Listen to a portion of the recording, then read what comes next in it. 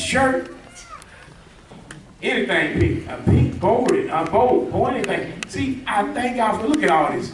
See, this month we'll really, so just stay standing for a minute. We'll basically, this is a reminder for the ladies for breast cancer. Get yourself checked out. Amen. If you feel something ain't right, go get it checked out. And we thank God for the ones who have survived. We thank God for Prophet's Collins' testimony. God had healed and God delivered. We thank God. Everybody got that testimony. You may be seated. Saints, you may be seated. I want y'all to be aware, because there's some saints that we so spiritual, we just don't get stuff checked out, and we don't. Hey, I'm not being negative, but it's a blessing. Amen. Amen. To be alive and well today. I thank God today. I was recently, today we're going to be dealing with the subject of sin. Dealing with sin today. Yes, sin. What in the world, Pastor John? We're dealing with sin? Yeah, we're dealing with sin. But the topic is called, amen? Amen. Dealing with sin, amen? And I'm not here to condemn nobody before we get started. It's called the deceptiveness of sin. And a lot of times in the whole of the church, we beat down people about they sin and they doing this, they doing that, and we beat them down. But I'm here to tell you something today. I'm just trying to explain what sin is. Don't take it wrong. If I call out some area that you in, don't take it. I ain't throwing no stone at nobody. And I ain't trying to tell nobody business. I ain't studying it. But what I'm concerned today is that people understand the deceptive nature of sin. God, we ask that you open up our understanding as we open up the Word of God today. And all God's people said amen. Amen.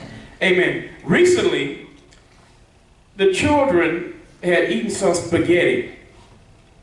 They had eaten some spaghetti. And little Tukey had eaten some spaghetti too. And normally she hang around at the table, let the big sister and them clean her up, you know, because she need a little help. You know, she just can't jump up from the table. She need a little help. Somebody need to wipe her mouth and clean her little fingers and all of that.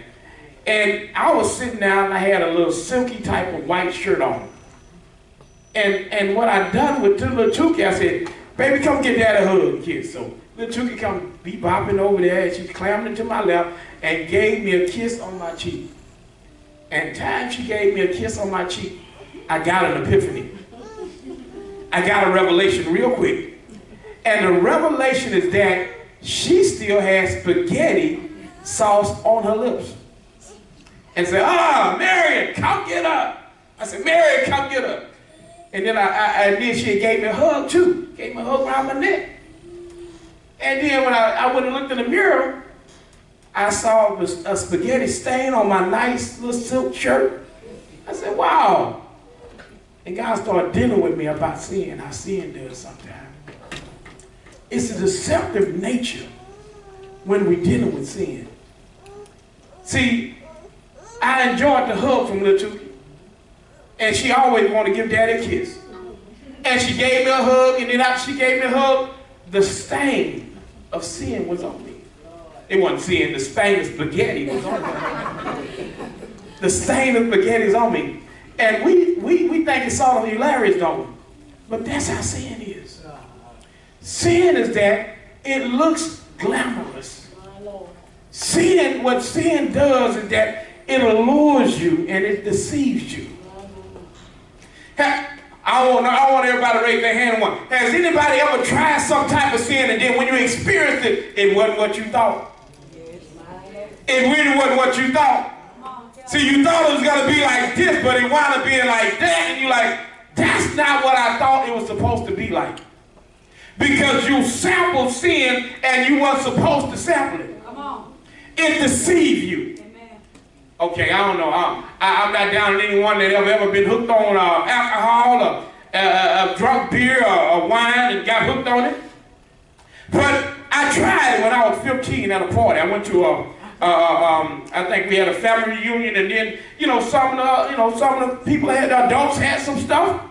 And so they had some beer, so I got me one of them boys, a cousin of mine, a brother of mine, slipped me a beer. A beer. Pastor Jones, you tried a beer? I sure did. I popped that top, I turned that beer up, and it tastes awful. I said to myself, this is some of the nastiest stuff. I don't know why they drinking this stuff. I never acquired a taste for it. But if I would have kept on drinking, if I would have went to my second being drunken, if I would have went to my third being drunken, my fourth, somewhere along the line, I would have acquired a taste for it. And I may have not been doing what I'm doing today. Just because you have an experience with sin, it doesn't mean that you have to stay in sin. It doesn't mean that you got to stay there. So, I'm here today to tell you, let's go to the Word of God, dealing with the Word of God, dealing with the deceptiveness of sin. Sin is real, y'all. Y'all don't understand. Somebody say sin is real. Sin is real. Some people have tried crack cocaine, and then they may have tried to get up. But don't you go for a second hit. Come on. Don't you ever go for a second hit. If you tried crystal meth and you got away, Satan thought he had you, but you got away. Don't go for a second hit. If you tried fornication and it didn't get you all turned out, don't you go for a second hit. Y'all laughing at me. You looking at me like, oh, because you keep on going back. You keep on going back, it's going to get off in you, it's going to get in, and you're going to acquire a taste for that junk. All right, let's go to the Word of God. Genesis chapter number, let's go to first, let's deal with what sin is.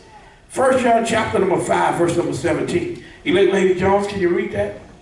5 verse 17 says, all unrighteousness is sin. What? All unrighteousness is sin. All unrighteousness is a sin. Sometimes God be dealing with us and we know it ain't right. We go ahead and do it anyway. All unrighteousness is. Well, Pastor, it don't say nothing wrong going with the casino. Pastor, don't say there's nothing wrong with doing this. Pastor, don't say it. But all unrighteousness is sin. That's right. The Bible says apart from the appearance of evil. Right. Ain't no sin in somebody coming out your apartment at 1 o'clock in the morning. Anywhere that written in there something, but it don't look right. Amen. It don't look right.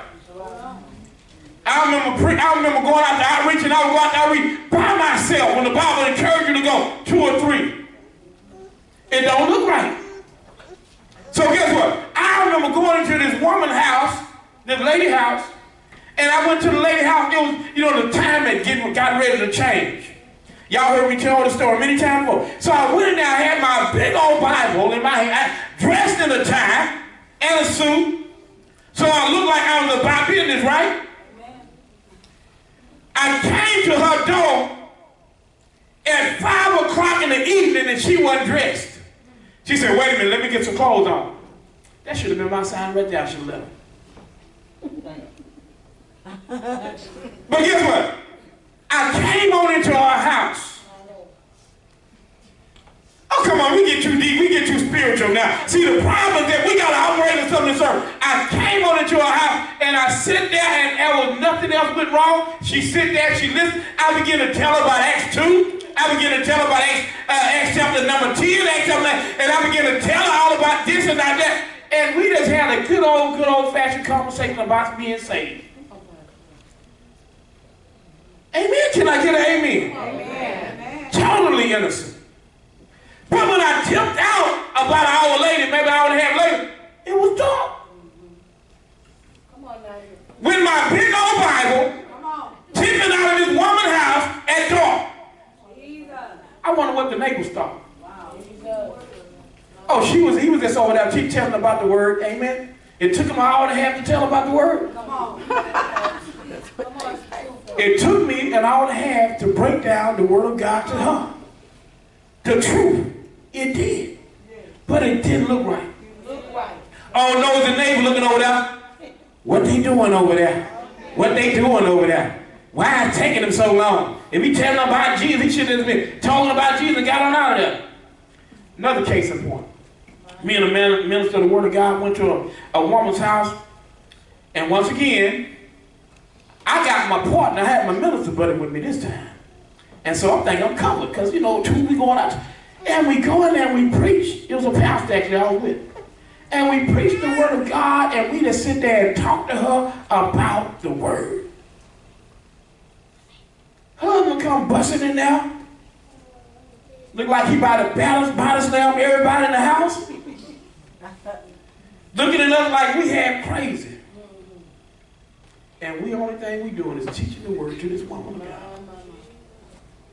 It didn't look right.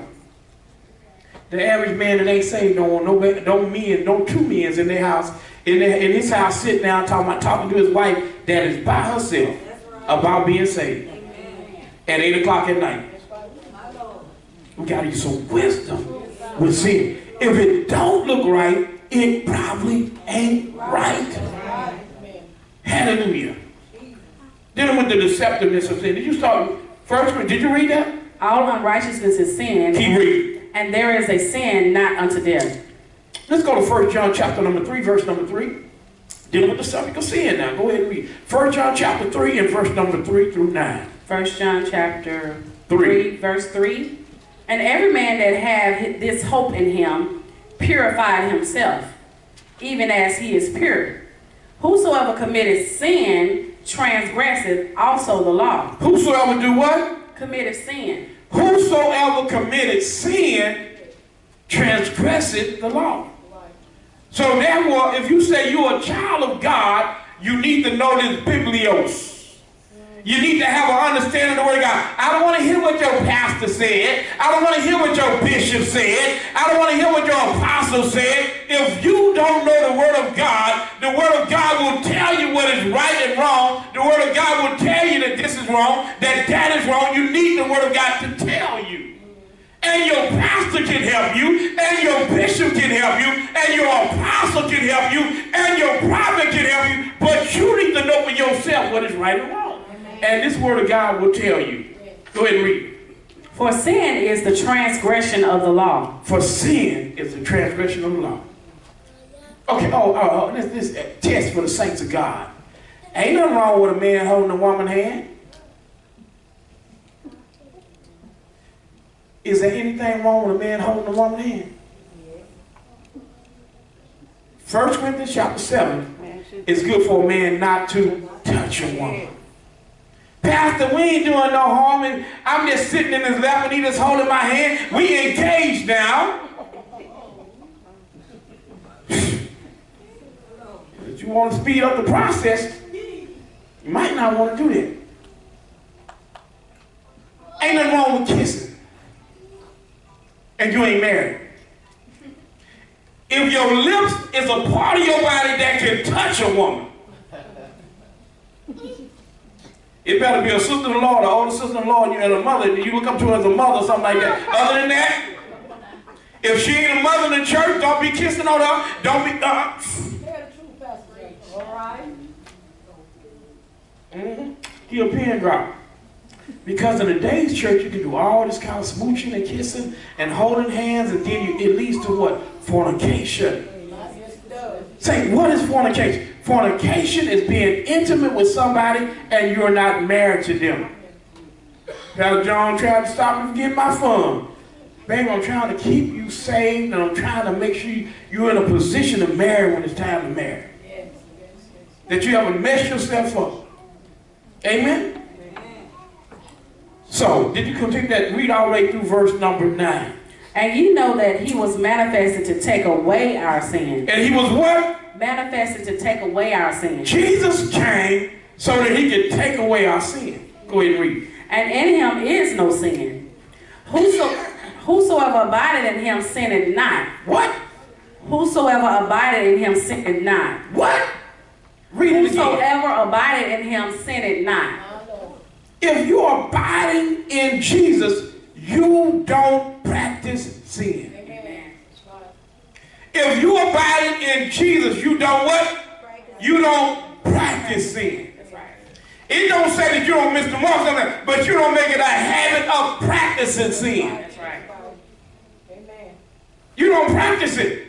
Sin it not. Go ahead and read. Whosoever sinneth have not seen him, neither known him. Sinning means on a continual, regular basis. That's right. If you continue to sin, you haven't even seen him. An habitual sinner is just a sinner. That's right. You ain't carnal, you just a sinner. If you can't help it, you are a sinner. Come on, Pastor. I can't help it, Pastor. I can't help it, Pastor. I told the people before, if the police tell you, you come busting down 90 doing 90 miles an hour, I'm taking you to jail. The biggest thug in Mobile says, ha! I'm on 90, I better break it down. Yes. 40, 50, 60, go down to 15 miles an hour and come creeping by the police. But when the pastor tells them to stop sinning, or when the man of God or woman of God tell them to stop sinning, when the Bible tells them to stop sinning, they keep on sinning. You trying to put me in bondage. You trying to control me. You trying to keep me from getting my groove on. Why is it like that? But when the police, the popo, tell you to stop, you stop. When the Internal Revenue tell you keep on cheating on your taxes, you going to jail. You shot, you going to jail. The people start studying. No, they ain't my child. Why you studying, baby? Tell it. Why you studying? And they stop. The next year, they don't put that child on there. How do you go from having 3 children this year, the next year you ain't got no children? Leave it alone, let's go. But see, all unrighteousness is sin. And we don't think that little stuff, them little foxes is still sin. Keep reading. Little children, let no man deceive you. He that doeth righteousness is righteous, even as he is righteous. Amen. And so, go ahead. He that committed sin is of the devil. Oh, Lord. Oh, Lord. As a devil in the house.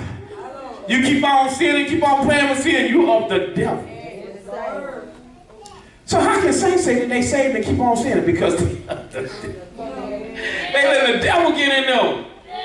Saints of God, if my people that are called by my name will humble themselves and pray and seek my face and turn from their wicked ways, then will I hear from heaven, I'll forgive their sin and will heal their land. The saints of God, or some of the saints of God are still sinning. Keep reading, please. He that committed sin is of the devil, for the devil sinned from the beginning. For this purpose the Son of God was manifested, that he might destroy the works of the devil. Jesus came back so he could take and to destroy the works of the devil. Amen? Amen. Let's go to the Word of God. Genesis chapter 39 and verse number 9. Genesis chapter 39 and verse 9. 39 and verse 9. Now what's going to happen right here? Paul's going to, I think it's, go ahead and read. There is none greater in this house than I. Neither hath he kept back anything from me but thee. Talking about Potiphar's wife. Go ahead. He said, this is Joseph talking about Potiphar's wife. Go ahead and read. There is none greater in this house than I. Neither hath he kept back anything from me but thee. Because thou art his wife. How then can I do this great wickedness and sin against God? Wait a minute. I thought he was sinning against Potiphar. If he have sex with his wife, he's sinning against Potiphar, right? Yes, he is. But he's mainly concerned about his sin against God. See, you don't understand. People don't understand. Have anybody been in that world? Oh, y'all, I'm gonna get a little streetwise on you real quick. And any of you women ever told another woman, I will take your man?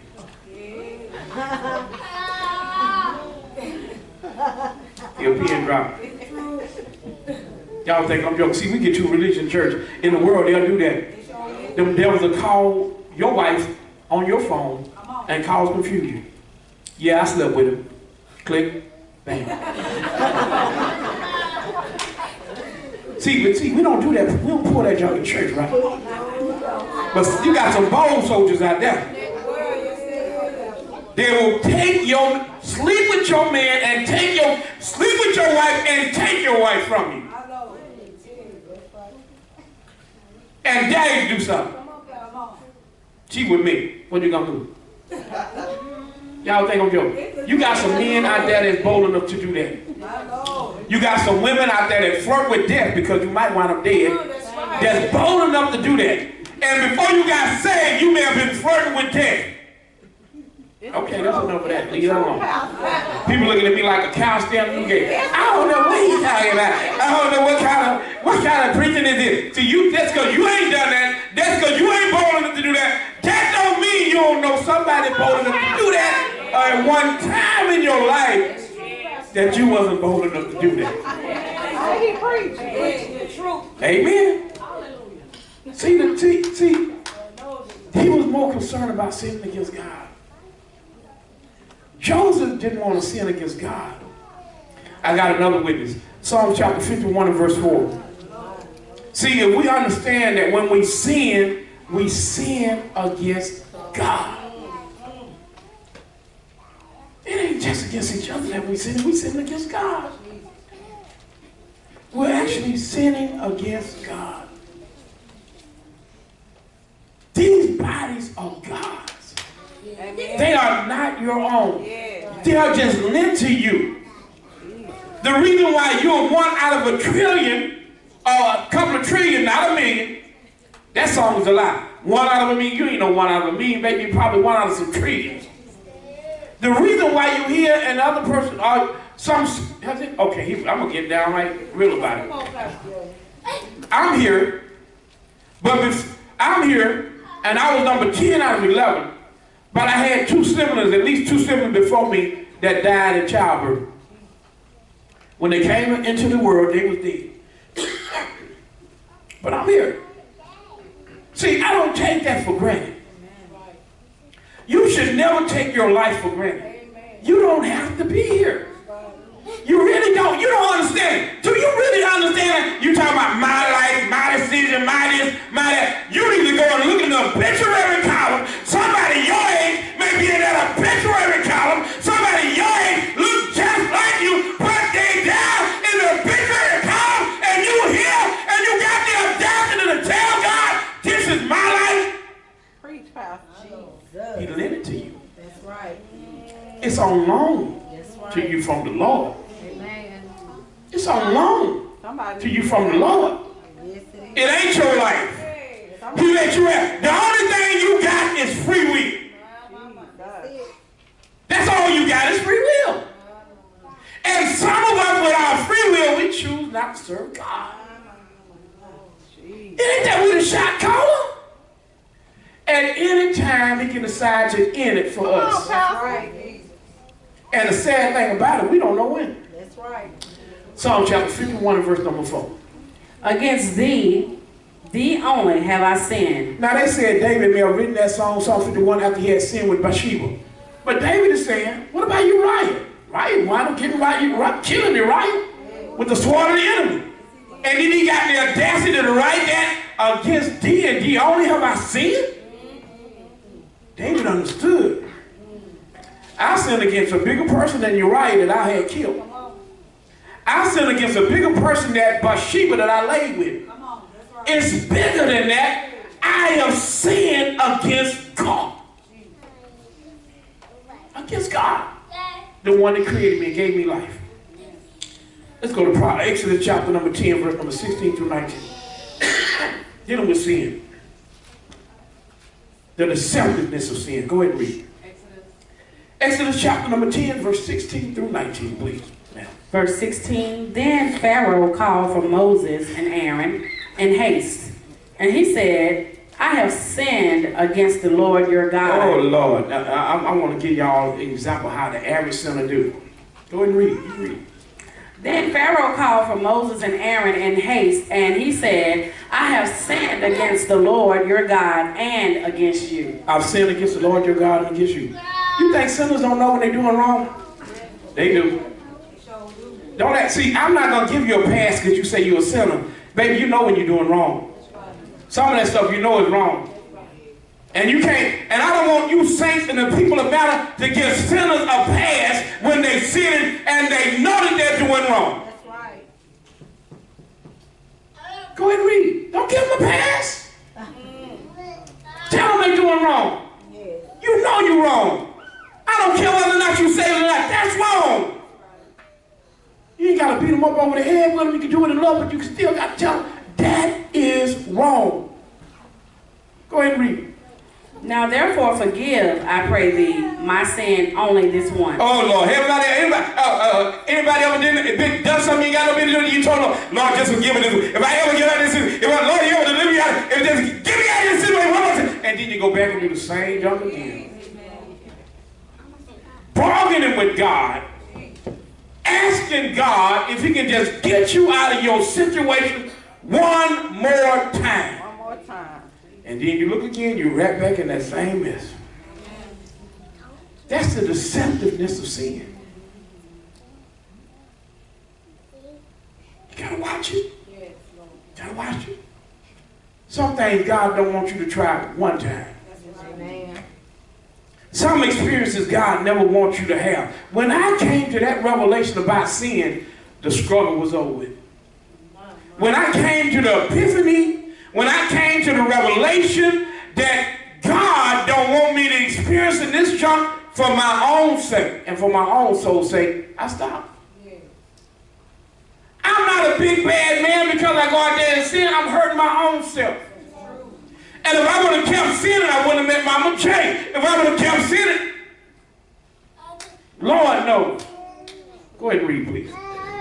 Now therefore forgive, I pray thee, my sin only this once. This one time? And entreat the Lord your God that He may take away from me this death only.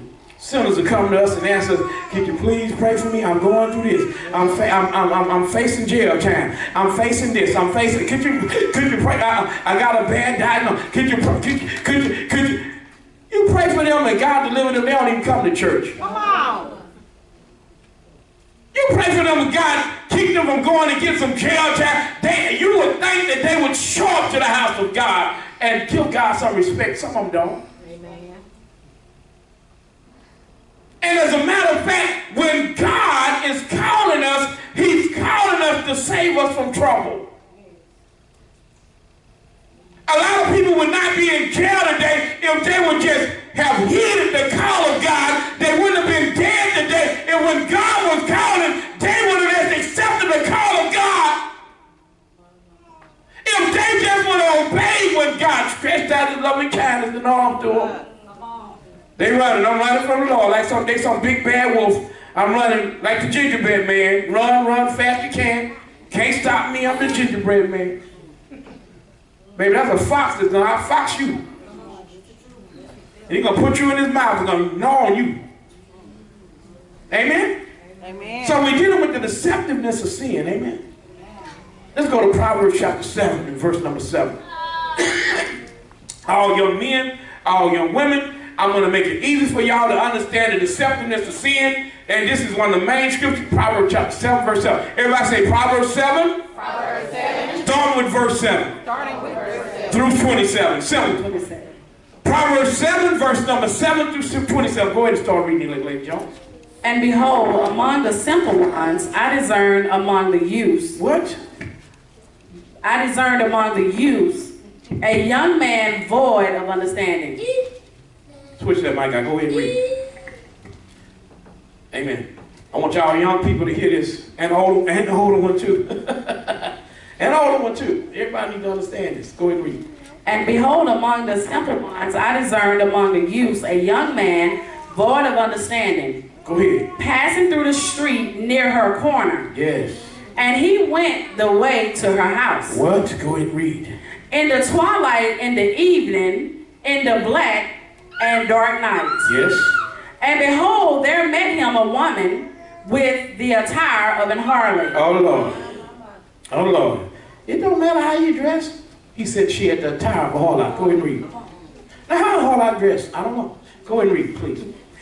And subtle of heart. She is loud and stubborn. What? Go ahead and read. Her feet abide not in her house. Come on, women. You can't be stubborn and loud. Come on, go ahead and read. Now she's without, now in the streets, and lying in wait at every corner. Just like a prostitute. Y'all, when women go to the club, they don't want to say that they're a prostitute. And I'm not downing you. If you go to the club, baby, the spirit of death is around the club. I gotta understand, when you go to the club, you're going to the club for something. Now the question is, why are you going to the club? And if you're going fishing and have to come back with a bow on your arm that night, you caught what you was going for. Tell the truth, Shane, and tell me. Keep reading. So she caught him and kissed him. Uh-oh. And with an impudent face said unto him, I have peace offerings with me. This day have I paid my vows. Keep reading. Therefore came I forth to meet thee, diligently to seek thy face. Yes. And I have found thee. Go ahead and read. I have decked my bed with coverings of tapestry. Oh Lord. Getting the bed right. Get the linen just right. Perfume the bed real good. My Lord. Because you buy business tonight. Go ahead and read. With carved works. Yes. With fine linen of Egypt. All right. All right. I have perfumed my bed with myrrh, aloes, and cinnamon. Am I embarrassed of some of y'all? Good. Come let us take our fill of love unto the morning. If you married, ain't nothing wrong with that. Go ahead and read. Go ahead and read. Let us silence ourselves with love. Yes. For the good man is not at home. He is gone a long journey. The devil don't want this word to come out. No, he's trying to block this. We're going to go forth. Go ahead and read. He is gone a long journey. He gone on a long journey. He have taken a bag of money with him. What? He has taken a bag of money with him. Husband is gone. Go ahead and read. And will come home at the day appointed. Got it all planned out. Go ahead and read. With her much fair speech. Wait a minute, stop right there. People playing sin. Yeah. See, you don't just casually fall into sin sometimes. You got to make the phone call. You got to set the arrangement. You got to meet them over there. You're going to meet them over this hotel. No, that hotel is too expensive. No, that one is too cheap. Now, you got to get it right. You got your plans together. She had her plans together. Yes, she did. But it's deceptiveness. Go ahead and read. With her much fair speech, she caused him to yield. He really didn't want to do it. Well, I just don't feel right. I don't feel comfortable with this. But her much fair speech. With the flattering of her lips, she forced him. Yes. He goeth after her straightway, as an ox goeth to the slaughter. Yes. Or as a fool to the correction of the stocks. The Bible called him a fool. Yeah. Go ahead and read. Wait. Some men think they got it going on, but they're a fool. Some women think they got it going on, but they're tapping into a foolish mentality. When you tap and dibble and dabble in adultery, you are tapping into a foolish mentality. That's what the Bible says. I mean, he said like a fool going to the go ahead, so rest of the stop. Go ahead and read. Till a dart strike through his liver. Wait a minute, the good man decided not to go right now. I left something at home. My Lord. So I'm going to double back. What is this man doing in my bed? So I got me a little dart. I'm going to go ahead and use this little dart. Get this little mosquito out of my bed. Bam. Ain't that what the Bible says? That's what the Bible says. He died.